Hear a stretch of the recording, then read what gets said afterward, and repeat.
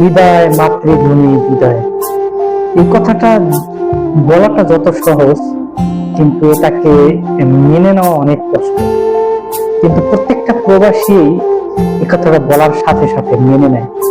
তার কারণ হচ্ছে প্রবাসীরা, প্রত্যেকটা প্রবাসী চায় তার ফ্যামিলি ভালো থাকুক সবাইকে নিয়ে।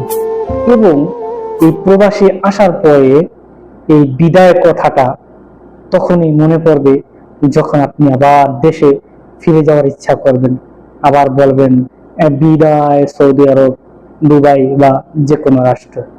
যখন আপনি যেতে পারবেন না এই প্রবাস থেকে, তখন আপনি বুঝবেন যে এই প্রবাসটা কতটা কষ্টের। এই যে আমি কথাটা বলতেছি না, আমি যেভাবে এটাকে অনুভব করতেছি, বর্তমান যারা বাংলাদেশে আছে এই কথাটাকে ওভাবে অনুভব করবে না। একজন প্রবাসী জানে তার প্রবাসে আসা এবং যাওয়া কতটা কষ্ট। কারণ আপনার হাতে কিছুই থাকবে না এই দেশে আসার পর। যদি আপনি কোনো মালিকের আন্ডারে কাজ করেন, সম্পূর্ণ দায়িত্ব এই মালিকের কাছে থাকবে। আপনি চাইলেই এই দেশ ছেড়ে যেতে পারবেন না।